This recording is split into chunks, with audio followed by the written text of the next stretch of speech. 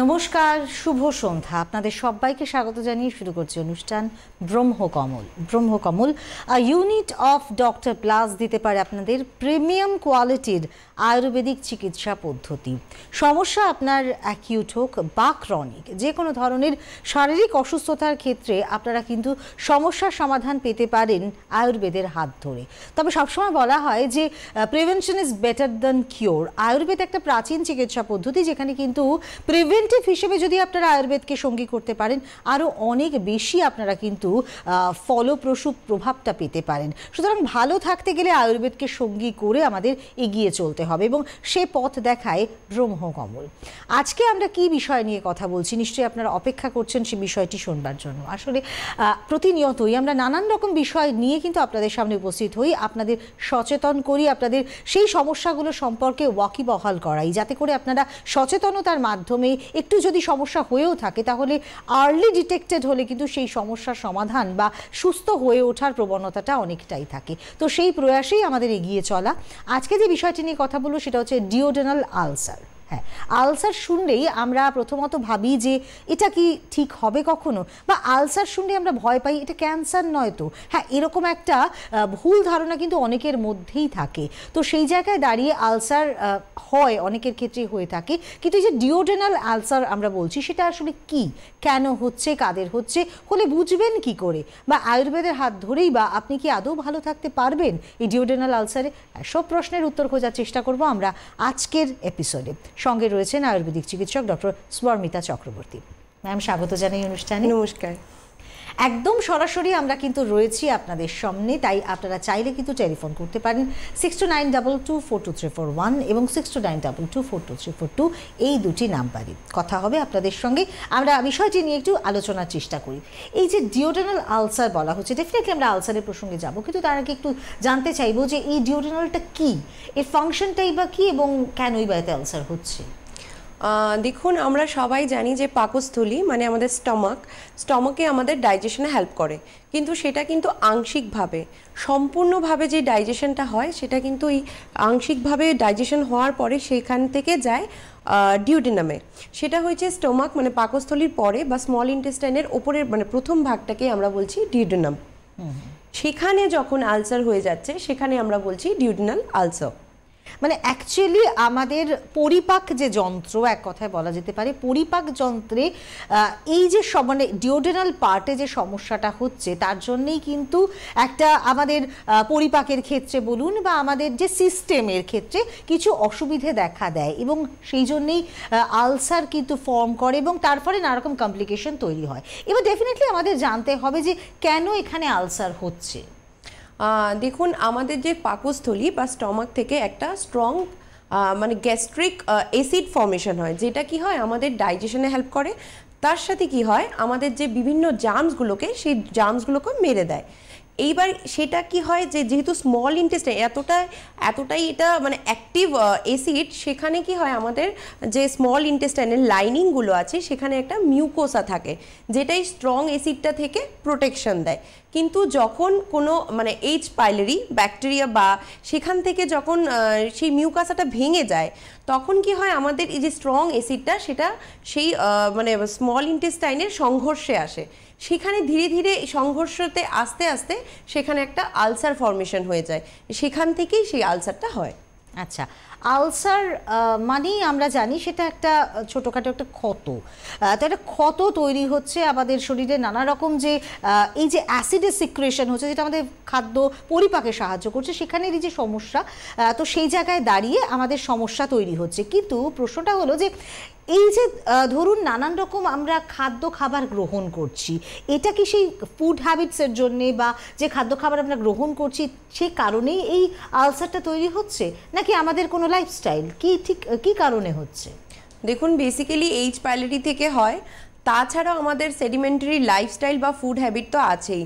Chronic alcoholic যারা, most কেসে তাদেরই দেখা যায় যে ডিওডেনাল আলসারটা ওদের ক্ষেত্রে বেশি, বা ধরুন খুব ক্রনিক স্মোকার যারা বা চেইন স্মোকার যারা, সেক্ষেত্রে যারা একটু ফাস্ট ফুড খাচ্ছে বা প্রলং গ্যাপ দিচ্ছে খাবারের মধ্যে, খুব স্পাইসি ফুড, খুব মশলাদার খাবার, তার সাথে খুব টক জাতীয় খাবার বা এরকম খাবার খেতে, বা খুব হট জাতীয় খাবার, গরম জাতীয় খাবার, তার সাথে ধরুন কোনো মানে অ্যালকোহল বা কার্বোনেটেড ড্রিঙ্কস, সেই সব ড্রিঙ্কস যারা অতিরিক্ত পরিমাণে নেয়, সেখানে কিন্তু আমাদের যে অ্যাসিড ফর্মেশনটা সেটা কিন্তু বেড়ে যাচ্ছে। তো সেই ক্ষেত্রে তাদের ক্ষেত্রেই বেশি দেখা যায়। ওকে, তার মানে আমরা সবসময় যে বলে থাকি যে খুব বেশি কিছু ভালো নয়, মানে খুব গরম খাওয়াটাও আমাদের জন্য খুব একটা উপকারী নয়, খুব টক খাওয়াটাও উপকারী নয়, আবার এরকম কিছু খাবার যেটা মানে মাত্রাতিরিক্ত, যেরকম আমরা সফট ড্রিঙ্কসের প্রবণতা কিন্তু অনেকের ক্ষেত্রে দেখা যায়। তো এই যে সফট ড্রিঙ্কসের এই যে ব্যাপারটা, এগুলো কিন্তু সবটাই খুব হার্মফুল আমাদের এই যে পরিপাক যন্ত্রের ক্ষেত্রে। আমাদের পরিপাক যন্ত্রকে ভালো রাখতে গেলে কিন্তু আমাদের এগুলোকে অ্যাভয়েড করতে হবে, তবে কিন্তু আমরা ভালো থাকতে পারবো, সুস্থ থাকতে পারবো এবং পাকস্থলীকে ভালো রাখতে পারবো, কারণ এটা একটা ভাইটাল অর্গান আমাদের লাইফ এগিয়ে নিয়ে যাওয়ার ক্ষেত্রে। তো এই যে আমরা সিমটমসের মানে আমরা শুনলাম যে কি কারণে হতে পারে, এবার কারো হয়তো এই আলসার ফর্মেশন হচ্ছে, প্রথমেই একদম মানে বিশাল বড় মাত্রায় দেখা যাবে এমনটা তো নয়, বা খুব বেশি সিমটমস দেখা যাবে এরকম নয়, তবে হালকা হালকা সিমটমস কিন্তু শুরু থেকে দেখা যেতে পারে। তো কী ধরনের সিমটমস থাকলে পর আমরা সতর্ক হব যে আমাদের পেটে বোধহয় বাসা বাঁধছে আলসার? দেখুন, প্রথমত যদি খুব হাইপার অ্যাসিডিটি হয়, আমরা কি করি যে একটু অ্যাসিডিটি হচ্ছে অ্যান্টাসিড খেয়ে নিচ্ছি, কিন্তু সেটা কিন্তু আমাদের সাময়িক আমাদেরকে রিলিফ দিচ্ছে বা আমি জিনিসটাকে মানে কন্ট্রোল করার চেষ্টা করছি, কিন্তু দীর্ঘদিন আমি যদি অ্যান্টাসিডের ওপরে মানে আমি ডিপেন্ডেন্ট হয়ে যাই, সেই ক্ষেত্রে কিন্তু সেটার সলিউশন সেটা নয়।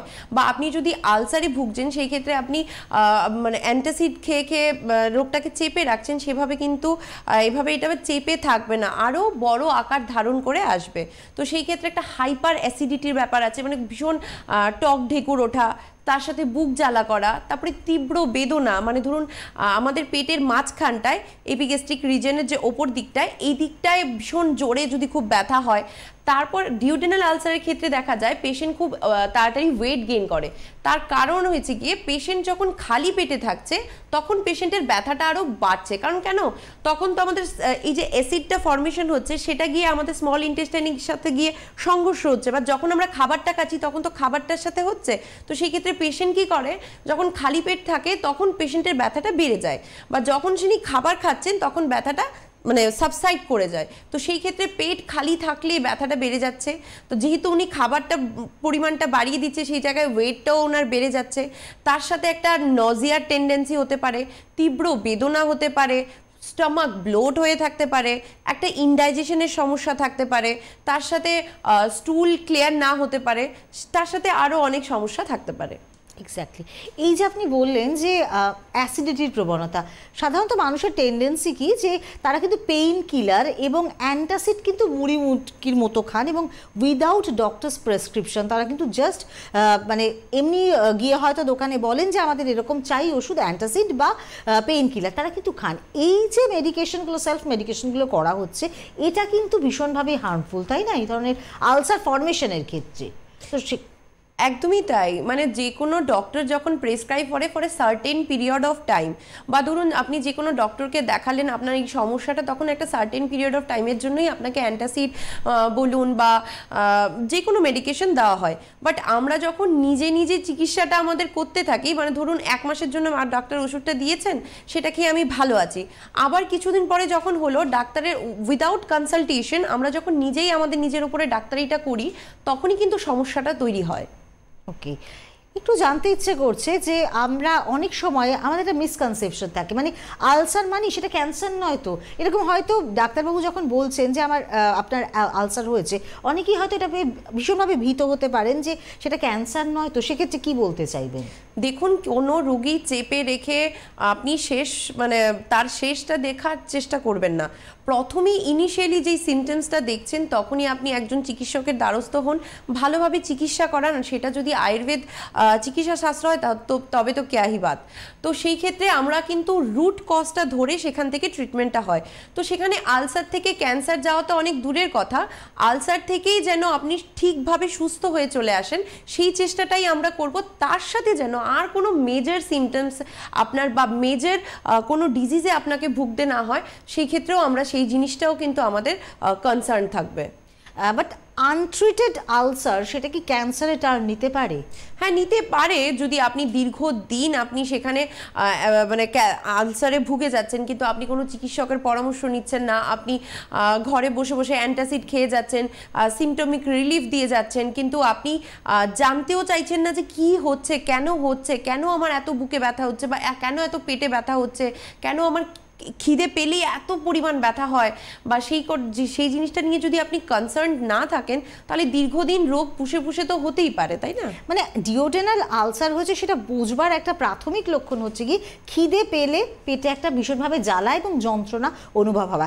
যারা টেলিভিশনে উপরান্তে রয়েছেন, যারা এইরকম ফিল করেন, অর্থাৎ খিদে পেলেই হয়তো প্রচণ্ড একটা পেটে জ্বালা অনুভব করছেন, ভীষণ হাইপার অ্যাসিডিটি আপনার রয়েছে, তাহলে কিন্তু অবশ্যই সতর্ক হন, কারণ আপনার হয়তো ডিওডেনাল আলসার হতেও পারে। না, ভয় দেখানোটা আমাদের কাজ নয়, আমাদের কাজ হচ্ছে শুধুমাত্র আপনাদেরকে সচেতন করা। এবার প্রশ্ন হচ্ছে যে এই যে ধরুন যারা আলসারে ভুগছেন, ডিওডেনাল আলসার অলরেডি যাদের ফর্ম করে গেছে, তো সেক্ষেত্রে তারা কি করবে? তারা কি মানে আয়ুর্বেদের হাত ধরে ভালো থাকতে পারবে? একদমই তাই। আয়ুর্বেদের হাত ধরে একটা সুস্থ মানে সুন্দর জীবনে ওরা ফিরে আসতে পারবে।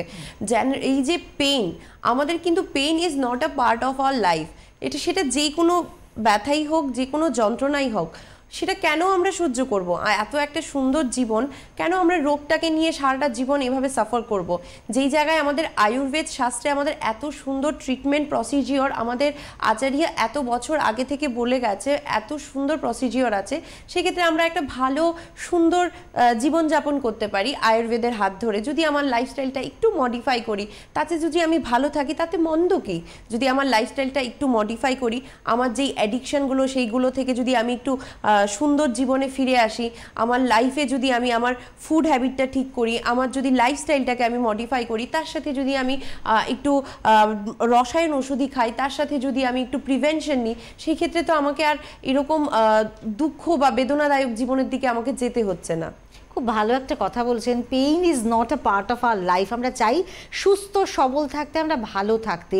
সে জায়গায় দাঁড়িয়ে কিন্তু যে কোনো শারীরিক অসুস্থতার ক্ষেত্রে আমাদের প্রাথমিকভাবে যদি সচেতন থাকি, তাহলে কিন্তু আমরা অনেকটাই প্রিভেন্ট করতে পারি। এবার আয়ুর্বেদের হাত ধরে আপনি শুধুমাত্র যে ডিওডেনাল আলসার নয়, বিভিন্ন ধরনের শারীরিক অসুস্থতার ক্ষেত্রে কিন্তু প্রিভেন্টিভ মেজার হিসেবে কাজ করেন। এবং একটা কথা প্রায়শই বলা হয় যে প্রত্যেকটা মানুষের ইন্ডিভিজুয়ালি কিন্তু ট্রিটমেন্ট প্রসিডিওর আলাদা। সেখানে একটা ওভারঅল মানে এইরকম একটা টেলিভিশনের অনুষ্ঠান দেখে আপনি হয়তো দেখছেন যে কোনো মানুষকে সাজেস্ট করা হচ্ছে, সেটা কিন্তু আপনার জন্য নাও হতে পারে। আপনার জন্য যেটা, তার জন্য কিন্তু আপনাকে অবশ্যই চিকিৎসকের কাছে আসতে হবে এবং তার মতামত অনুযায়ী আপনাকে কিন্তু আপনার লাইফস্টাইলটাকে সেভাবে নির্ধারণ করতে হবে। যারা চাইছেন ব্রহ্মকমলে যোগাযোগ করতে, তাদের জন্য অবশ্যই হেল্পলাইন নাম্বার আপনারা টেলিভিশনে দেখতে পাচ্ছেন। আমি একটু বলে দেবো হেল্পলাইন নাম্বার, যে হেল্পলাইন নাম্বারে যোগাযোগ করলে অ্যাপয়েন্টমেন্টের বেসিসে কিন্তু আপনারা যে কোনো শারীরিক অসুস্থতার ক্ষেত্রে একটা ট্রিটমেন্ট এবং ভালোর দিকে কিন্তু এগিয়ে যেতে পারে। ফোন নাম্বারগুলো হচ্ছে গিয়ে 6289901791, এটি হচ্ছে গিয়ে একটি টেলিফোন নাম্বার। আরও একটি টেলিফোন নাম্বার হচ্ছে গিয়ে 9674749031, এটি হচ্ছে আরও একটি টেলিফোন নাম্বার। এছাড়া আরও একটি টেলিফোন নাম্বার রয়েছে, সেটি হচ্ছে 9147139402। এগুলো সমস্তই হচ্ছে হেল্পলাইন নাম্বার। আপনারা অবশ্যই অ্যাপয়েন্টমেন্টের বেসিসে কিন্তু চলে আসতে পারেন ব্রহ্মকমলে। আর ঠিকানা হচ্ছে গিয়ে 65/2 MB road, Birati mini bus স্ট্যান্ডের একেবারে উল্টো দিকে।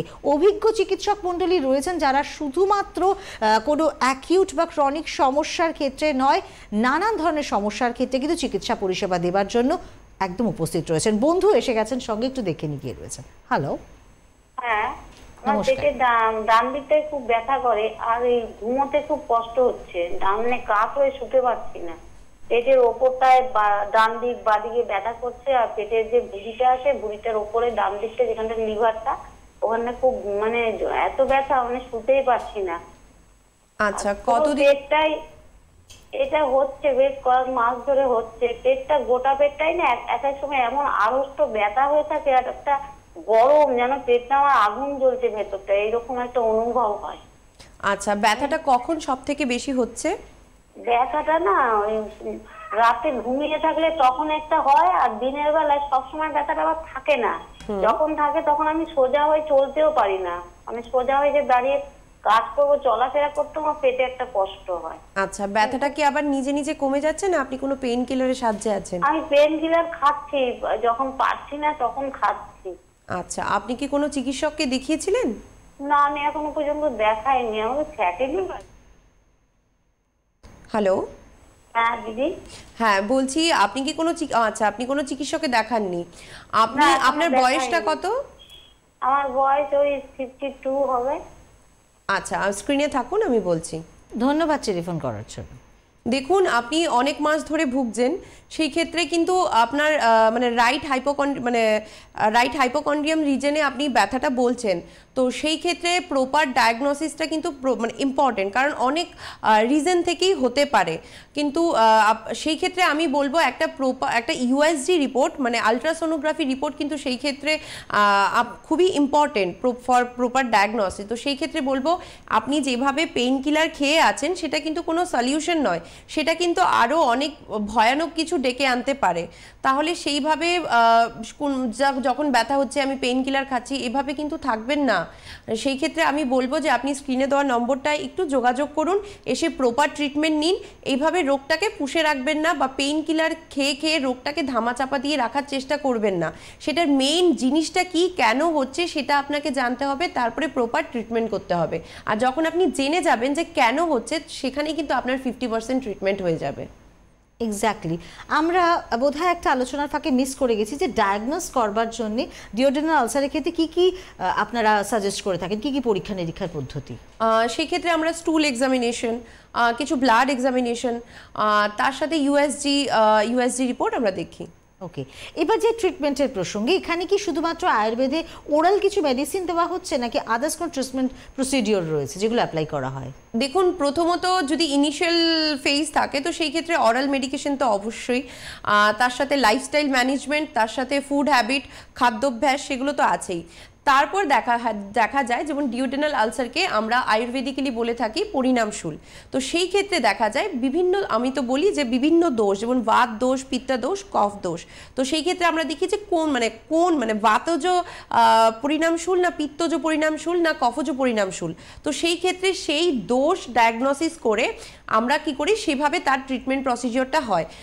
কারোর ক্ষেত্রে বমন, কারোর ক্ষেত্রে বিরেচন, কারোর ক্ষেত্রে বস্তি, কারোর ক্ষেত্রে লঙ্ঘন মানে হচ্ছে উপবাস। তো সেই ক্ষেত্রে আবার অনেকেই ভাবতে পারে যে সেটা তো ফাস্টিং তো আরও ক্ষতি হতে পারে, না একদমই নয়। সেটা প্রপার চিকিৎসকের সুপারভিশনের আন্ডারে আমরা একটা লঙ্ঘন থেরাপি করিয়ে থাকি। মোটামুটি কিছুক্ষণ সময়ের জন্য একটা ফাস্টিং পিরিয়ড থাকে, তারপর সেখান থেকে আমরা সংসর্জন কর্ম মানে একটা লাইট ফুড দেওয়া হয়। তারপরে লাইট ফুড থেকে আস্তে আস্তে আস্তে আমরা নর্মাল ফুড হ্যাবিটের দিকে পেশেন্টকে রিকমেন্ড করি যে নর্মাল ফুড নিতে পারে। তো সেইভাবে প্রত্যেকটা পেশেন্টের রোগ বল, রোগী বল, পেশেন্টের প্রকৃতি, পেশেন্টের বিকৃতি, পেশেন্টের খাদ্যাভ্যাস, পেশেন্টের মানসিক অবস্থা, সব কিছু প্রপার ডায়াগনোসিস করে সেইভাবে তার ট্রিটমেন্ট প্রসিজিওরটা হয়। ম্যাম, এক্ষেত্রে এই যে আলসার বলুন বা পেটের যাবতীয় অসুখের ক্ষেত্রে অবশ্যই বলতে হয় যে আমরা যে ধরনের প্রিজারভেটিভ, আমরা যে ধরনের কেমিক্যালস দিয়ে বিভিন্ন ধরনের শাক সবজি ফলমূল আমরা খাচ্ছি, তাতে করে কি এই আলসারের প্রবণতাটা আরও অনেক বাড়ছে বা পেটের সমস্যা আরও অনেক বাড়ছে? একদমই তাই। আমি আজকে যেটা বললাম যে ডিওডেনাল আলসার, সেই ক্ষেত্রে কিন্তু আনহাইজিনিক ফুড সেই ক্ষেত্রে কিন্তু one of the major reason. আর আমি যদি এমনি জেনারেলিও বলি যে পেটের সমস্যার কথা বলি, সেই ক্ষেত্রে কিন্তু আপনি দেখবেন যত রকমের সমস্যা, মানে আমাদের তো আয়ুর্বেদিক্যালি বলে যে কোনো রোগের সৃষ্টি হয়েছে গিয়ে মন্দাগ্নি, মানে আমাদের ডাইজেস্টিভ ফায়ারটাই যখন মন্দ হয়ে যাচ্ছে সেখান থেকে যত রকমের সমস্যা আমাদের হচ্ছে। তো সেই ক্ষেত্রে আমাদের যে খাদ্যাভ্যাস, অভ্যাস সেটা দেখবেন আমাদের যে আগের, আপনি যদি এখনো একটু গ্রামের দিকে যান সেইখানে কিন্তু এত সমস্যা দেখা যায় না, কারণ সেখানে কিন্তু মানুষ অনেকটাই সচেতন, বা ওদের ফুড হ্যাবিটটা সেরকমভাবে ফাস্ট ফুড, প্যাকেট ফুড, তারপরে প্রিজার্ভ ফুড, তারপরে রেডি টু ইট ফুড, সেগুলো কিন্তু ওরা এতটা খায় না। যেরকম পরিমাণ আমরা শহরের মানুষ ফুড মানে যে কোনো জুস খাচ্ছি সেটা আমরা কিন্তু মানে অলরেডি প্রিপেয়ার্ড জুসটা বেশি প্রেফার করছি রেদার দেন একটা র ফ্রুট খাওয়া থেকে। তো সেই ক্ষেত্রে সেই জিনিসটাও কিন্তু one of the major reason আমাদের এই আজকাল এই মানে স্যাচুরেশন, মানে এই লাইফস্টাইলের জন্য বা সেই মানে ফুড হ্যাবিটের জন্য আমাদের যত রকমের পেটের সমস্যা বলুন, যে কোনো সমস্যার পেছনে কিন্তু আমাদের লাইফস্টাইল, সেডিমেন্টারি লাইফস্টাইল, আমাদের ফুড হ্যাবিট, তার সাথে আমাদের যে স্ট্রেস, যেটা ওয়ার্ক স্ট্রেস হোক বা যে কোনো মেন্টাল স্ট্রেস, কিন্তু one of the major reason. সেই ক্ষেত্রে একটা কথা বলা হয় যে ছোটবেলা মানে বয়সটা যখন কম থাকে তখন যা খাবার খাওয়া হবে সেটাই হজম হয়ে যাবে, কিন্তু আস্তে আস্তে বয়স যখন বাড়তে থাকে তখন কিন্তু হজম বা ইনডাইজেশনের প্রবলেম হয়ে থাকে বা পেটের সমস্যার সূত্রপাত হয়। এখনো কি সেই ফিচার্সটা দেখা যায় নাকি এখনো মানে অনেক আর্লি স্টেজেই দেখা যাচ্ছে হজমের নানান রকম সমস্যা? হ্যাঁ, এখন তো অনেক বাচ্চাদের মধ্যেও কিন্তু ইনডাইজেশনের সমস্যা আছে, কিন্তু কারণ সেই যে বললাম সেম রিজন, আগে আমরা এতটা প্যাকেট ফুড বা বাইরের খাবার এতটা আমরা প্রেফার করতাম না, যেই ক্ষেত্রে আমরা যে কোনো ম্যাঙ্গো খাওয়া থেকে আমরা প্রেফার করছি বেশি একটা ম্যাঙ্গো জুস। হ্যাঁ, যেখানে একটা সুগার, মানে সেখান থেকেই কিন্তু আমাদের দেখা যায় যে একটা ফলকে খেতে গেলে পরিশ্রম করে সেটাকে খেতে হবে, তার বদলে জুসটা খাওয়া অনেক বেটার, বাট ওই যে মানে ফলটা খাওয়া সেটা কিন্তু অনেক বেশি হেলদি সকলের জন্য। বন্ধু রয়েছেন সঙ্গে। হ্যালো, নমস্কার। হ্যালো, নমস্কার, কে বলছেন? নমস্কার, বলুন। নমস্কার ম্যাম, আমি ত্রিবেণী থেকে বলছি, কল্পনা জানা। বলুন। আমার নাতির জন্য জানতে চাই, ও ছোট বাচ্চা, 8 বছর বয়স, ওর না পটির খুব সমস্যা। পটির অনেকদিন পর খায়, প্রচুর গ্যাস। আচ্ছা, কিরকম জল খাচ্ছে? জলটা খুব একটু কমই খায়, স্কুলে যায়, স্কুলে ওয়াটার বোতল ভর্তি দিলেও ও খায় না। আচ্ছা, খিদে কিরকম থাকছে বাচ্চার? খিদে মোটামুটি। আচ্ছা, ঠিক আছে, আপনি স্ক্রিনে থাকুন, আমি বলছি। 8 বছর বয়স। ধন্যবাদ টেলিফোন করার জন্য, আপনি শুনতে থাকুন, ম্যাম বলছেন কি। দেখুন, আপনি বললেন যে বাচ্চা ঠিকঠাক করে জল খাচ্ছে না, সেই ক্ষেত্রে কিন্তু বাচ্চার যে ফ্লুইড ইলেকট্রোলাইট ব্যালেন্সটা সেটাই কিন্তু মিসম্যানেজমেন্ট হচ্ছে। সেই ক্ষেত্রে যেভাবেই হোক বাচ্চাকে কিন্তু জলের অভ্যাসটা করতে হবে, ঠিক আছে? তার সাথে আপনাকে বাচ্চাকে একটু হাই ফাইবার জাতীয় খাবার খাওয়াতে হবে, ঠিক আছে? গ্রিন লিফি ভেজিটেবল, সেটা যেভাবেই হোক, যেভাবে প্রিপেয়ার করলে বাচ্চা খাচ্ছে তাকে একটু ইন্টারেস্টিংভাবে ফুডটা প্রিপেয়ার করে দিন, যাতে মানে বাচ্চার খাবার প্রতি একটা ইন্টারেস্ট বাড়ে। তো সেই ক্ষেত্রে একটু ফাইবার জাতীয় খাবার, একটু জলটা একটু বাড়িয়ে দিন। সেই ক্ষেত্রেও যদি তারপরেও না হয়, তারপরে কিন্তু একজন ভালো চিকিৎসককে আপনাকে দেখাতে হবে।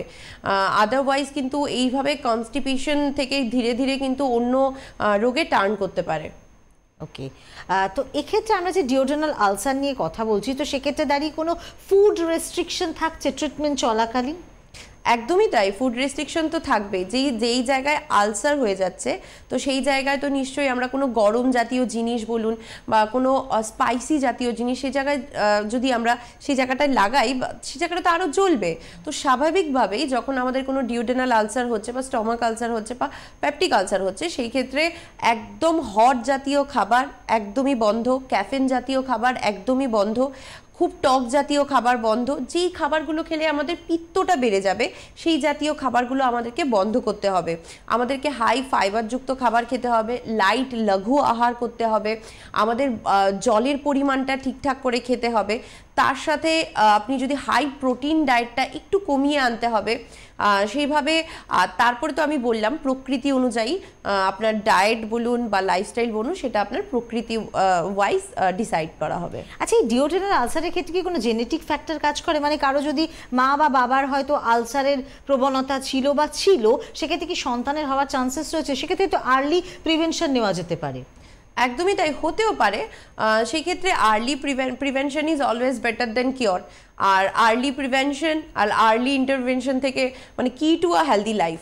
তো সেই ক্ষেত্রে আপনি যদি প্রপার প্রিকশন প্রথম থেকেই নিচ্ছেন, সেই ক্ষেত্রে কিন্তু আপনার আর সেইভাবে যে ডিওডেনাল আলসার বলুন বা এনি স্টমাক সমস্যা কিন্তু বা পেটের সমস্যা কিন্তু আপনার হচ্ছে না। বন্ধু রয়েছেন একজন, কথা বলে নি। হ্যালো হ্যালো, নমস্কার, কে বলছেন? হ্যালো ম্যাম, আমি দিদা থেকে বলছি। নমস্কার, বলুন। বলছি ম্যাম, আমার 5 বছর ধরে ওই মানে ওই গ্যাসের ট্যাবলেট খাচ্ছি, কিন্তু ট্যাবলেট খাওয়া বন্ধ করলেই ওটা টক বমি হয়। মানে আপনি 5 বছর ধরে গ্যাসের ওষুধ সমানে খেয়ে যাচ্ছেন। এবার গ্যাসের ওষুধ প্রতিদিন খেতে হয়, একটা দিন বন্ধ করলে ওটা দুপুরের পরেই টক বমি হয়, আর সকালের দিকেও হয়, কিছু খাবার ঠিক 1-2 ঘন্টা পরেই শুরু হয়েছে। আচ্ছা, আপনি যে এই 5 বছর ধরে কন্টিনিউয়াস গ্যাসের ওষুধ খাচ্ছেন, সেই ক্ষেত্রে কি আপনি কোনো চিকিৎসকের পরামর্শ নিয়ে খাচ্ছেন? না, একবার দেখিয়েছিলাম, এন্ডোস্কোপি করা হয়েছিল, এন্ডোস্কোপির রিপোর্ট নরমাল। সেটা তো 5 বছর আগে করিয়েছিলেন। না না, মাঝে করিয়েছিলাম, কিন্তু নরমাল, কিন্তু তাও বমি হচ্ছে। মানে গ্যাসের ওষুধটা বন্ধ করলেই আপনার বমি হচ্ছে? হ্যাঁ হ্যাঁ। আচ্ছা, আপনি কেমন খাবার দাবার করছেন? খাওয়া দাওয়া নরমালি করি। জল খাচ্ছেন ঠিকঠাক করে? তো জলটা হ্যাঁ খাচ্ছি, ও সকাল মানে 2 লিটারের 2 থেকে 3 লিটার এরকম খাচ্ছি। ঠিক আছে। আর একটা কথা জিজ্ঞাসা করাটা বোধহয় প্রয়োজনীয়, সেটা হচ্ছে যে ঠিক সময় মানে খাবার দেন কিনা, মানে ব্রেকফাস্ট, লাঞ্চ, ডিনার, সেটা কি সময় মতো খাওয়া হয় আপনার? না, ডিনারটা দেরি হয়ে যায়, 11টা হয়ে যায়। ঠিক আছে। আপনি আপনার বাড়ি কোথায় বললেন? বিরাটি, তাই তো? হ্যাঁ হ্যাঁ। ওকে, ধন্যবাদ টেলিফোন করার জন্য, আপনি শুনতে থাকুন। দেখুন, আপনার বাড়ি বিরাটি, আমাদের চেম্বারও বিরাটিতে। আপনি স্ক্রিনে দেওয়া নম্বরটায় যোগাযোগ করুন, কারণ 5 বছর ধরে গ্যাসের ওষুধ খেয়ে সেটাকে রোগটাকে চাপা করে মানে এভাবে চেপে রাখা কিন্তু কোনো সলিউশন নয়, প্রথমত। দ্বিতীয়ত, আপনার যে লাইফস্টাইল, আমি বুঝে গেছি যে আপনার ফুড হ্যাবিট বা আপনার ফ্লুইড ম্যানেজমেন্ট কিন্তু ঠিক নয়, ঠিকঠাক করে জল খাচ্ছেন না, বা কতটা জল খাওয়া প্রয়োজনীয় বা কিভাবে খাবার খাবেন, সেই ক্ষেত্রে কিন্তু আপনার লাইফস্টাইল ম্যানেজমেন্টটা খুব ইম্পর্টেন্ট। তো সেই ক্ষেত্রে বলবো আর দেরি করবেন না। আর কেন বমি হচ্ছে বা কেন এরকম সমস্যা হচ্ছে, গ্যাসের ওষুধ খেয়ে দীর্ঘদিন এভাবে 5 বছর 10 বছর থাকাটা তো কোনো সলিউশন নয়, সেটার একটা প্রপার ট্রিটমেন্ট করাতে হবে। সেই ক্ষেত্রে আমি বলবো যে স্ক্রিনে দেওয়া নম্বরটায় যোগাযোগ করুন, একজন প্রপার চিকিৎসকের হাতে এসে আপনি আয়ুর্বেদ চিকিৎসা করান, সেই ক্ষেত্রে একদম ভালো থাকবেন, সুস্থ থাকবেন, সুন্দর থাকবেন। অ্যাকচুয়ালি আমাদের যে এই যে লাইফস্টাইলটা, সেখানে না অনেক সময় অনেক রকম মিসম্যানেজমেন্ট থাকে, যে জায়গায় দাঁড়িয়ে কিন্তু সমস্যাগুলো হয়। তো এই জায়গায় দাঁড়িয়ে এই যে মিসম্যানেজমেন্টগুলো, এটা কিন্তু সঠিক পদ্ধতিতে আমাদের যদি আমরা লাইফস্টাইলটাকে ম্যানেজ করতে পারি, আমরা কিন্তু অনেক ধরনের শারীরিক অসুস্থতা থেকে আমরা দূরে থাকতে পারি। এবং এটাই বোধহয় বেসিক একটা থিওরি, যে আমরা যদি একটু ঠিকঠাকভাবে সময়টা মেনটেন করি, ঠিক সময় খাবার খেলাম এবং সঠিক খাবার গ্রহণ করলাম, নিজের যত্ন করলাম এবং সঙ্গে সঙ্গে পরিবারের সকলের যত্ন করলাম, এইভাবে যদি আমরা এগোতে পারি, তাহলে বোধহয় অনেক ধরনের শারীরিক অসুস্থতা থেকে আমরা দূরে থাকতে পারি। যারা চাইছেন ব্রহ্মকমলে যোগাযোগ করতে, আমি ফোন নাম্বারগুলো আরও একবার বলে দিচ্ছি, আপনারা অবশ্যই নোট করে নেবেন। 6289901791 এবং 9674749031, এছাড়া 9147139402, এই তিনটি হচ্ছে হেল্পলাইন নাম্বার। অবশ্যই যোগাযোগ করবেন। আর ঠিকানা হচ্ছে গিয়ে 65/2 MB road, opposite Birati mini bus stand. যারা চাইছেন যোগাযোগ করতে, অবশ্যই যোগাযোগ করবেন ভালো থাকার জন্য, সুস্থ থাকার জন্য, আয়ুর্বেদের হাত ধরে। ম্যাম, অসংখ্য ধন্যবাদ। আর ধন্যবাদ আপনাদেরকেও, আপনারা এতক্ষণ আমাদের সঙ্গে রইলেন। সুস্থ থাকুন, সচেতন থাকুন। নমস্কার।